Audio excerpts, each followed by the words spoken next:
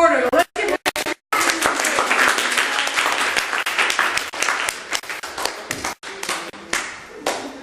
Thank you. I'm Steve Portigal, and my mother thinks that I'm a snob.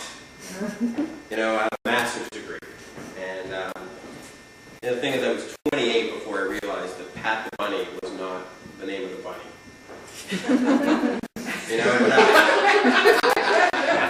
but I have a master's degree, and you know, I think my mother thinks I have some kind of attitude against people who don't have as much education as I do.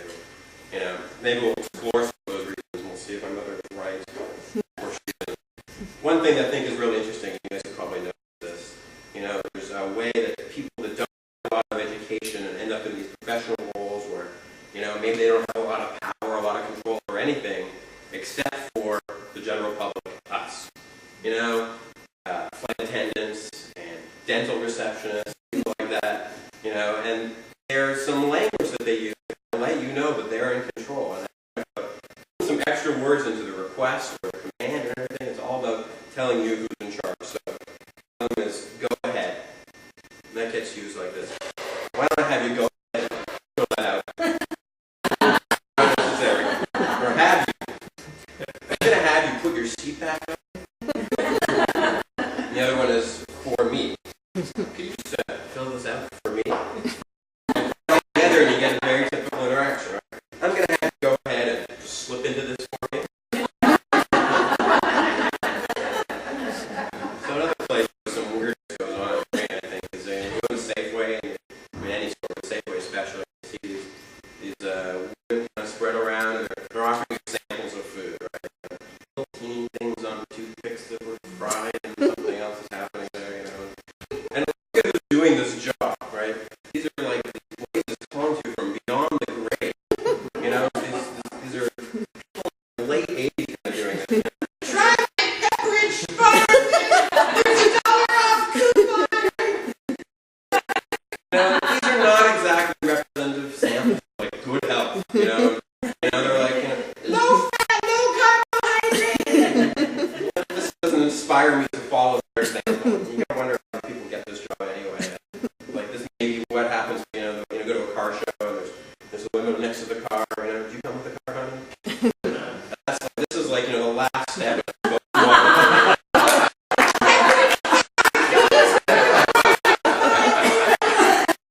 They're mean. They're just mean.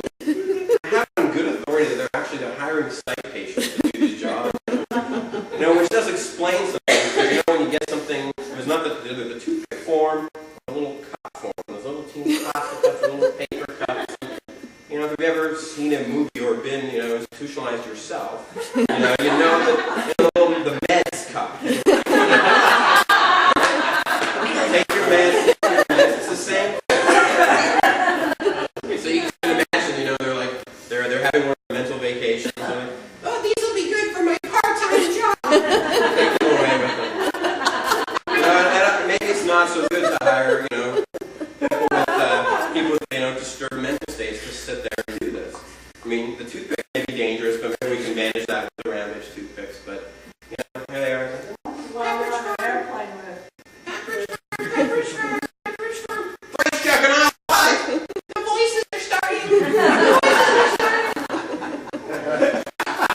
Anyway, more things about Safeway. I mean, you guys have probably experienced this when you make a purchase and either swipe your card with your Safeway card or you swipe your ATM. They've got your name. You know, there's the policy now that you're always addressed by name upon handing you your receipt. You know, who's the corporate doofus that thought of this? It's some guy in Pleasanton, Safeway headquarters, you know, it's some wasp who said, oh, we'll give people better service, you know, by just saying their name, which makes sense, you know, if you think that, you know, all the names and the culture that they're going to experience are things like, you know, Williams, Jones, Smith, Hitler, those are all like names that people can read out. But, you know, we live in an area of cultural diversity, right? You know, we've got Asians, we've got Europeans, Canadians, we've got the Hmong, I mean, we have everything here. And so, you know, here's what happens. It doesn't work very well, you know. The person is like, you know, scanning your stuff. Beep, beep, beep. You know, you're busy swiping and going through all the complex interactions you have to do to get your payment made, you know. And then so they print it all off, and they rip it off, and they hold it just tantalizingly out of reach, right? You can't quite take it. They're not going to finish with you. Thank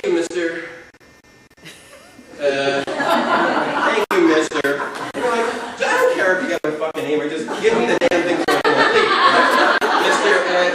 But they're under orders to do it. They have to do it. It's their policy. More stupidity. You know, you've seen this. You guys have seen the For Dummies series of books. So this started off as computer books, which kind of makes sense. You know, Windows 98 for dummies, PowerPoint for dummies, and VAX PDP-11 for dummies. You know, all that kind of stuff. No one knows that. I have a master's degree, all right? But, you know, so now they're branching out. Now it's like more tools to support more parts of your life, right? So, you know, taxes for dummies and religion for dummies, and pregnancy for dummies. That really is one. There's something wrong here, right? I even saw like a feng shui book that was like, you know, 2x2 feng shui for dummies. So here's the one that I think should come out next, and this is self-esteem for dummies. You know, in the back of the book, we'll put, you know, a little encouragement. They always put, you know, comments from other readers or editors and stuff, you know. Buy this book now, you fucking moron. Self-esteem right there. But, you know, I also will own up to doing the occasional dumb thing myself. And for me, it's sometimes around the answering machine. And you remember when we all started getting answering machines was kind of a big thing. And then people discovered, hey, we can use it to screen our calls, you know. You listen, you choose not to answer it, or you choose to answer it depending. But sometimes you forget to turn the volume down when you're done doing that. You know, maybe you have a date over, or you're making dinner for some friends, you know, and you know, ring, ring, ring, ring, ring, ring, ring. Oh, I'll let the machine get it. Ring, ring, ring, ring. Hello, you've reached Steve Portigal. I'm not home right now. Please leave a message at the sound of the tone. I'll go back as soon as possible. Yeah, hello, this is Todd. Calling to confirm the appointment for your anima tomorrow. I'd like to make sure you shower this time. Thanks, and I'll see you tomorrow. You know that, and we won't even go into the psycho ex-girlfriend calls, but you can imagine those. So now I'm going to switch topics totally, and I learned a new word, and I want to share with everybody. I think the concept is really interesting. The word is autophagia, and this means to eat oneself. And it's not in the erotic sense, and that's what they're going there. It's to actually consume your own corporeal form. You know, and you see this in advertising, where I think it's kind of funny. You know, you're driving down, you know, doing the Route 66 thing or something, and there's like a big old restaurant. There's like a cow tucking into a big old steak. You know, there's like a pig, and he's like serving up a bunch of bacon and eggs, you know. You just gotta wonder, like, how do these animals get these jobs? How do they get to be these mascots? You know, you just can imagine like, there's a job interview, you know. Just looking over your resume, Mr. Poulet. Do you have any relevant experience? Okay, what are your strengths and weaknesses? Sir, you're aware that we serve chicken here? Do we kill and cook and eat the chicken here? Something to think about. And thank you, everybody.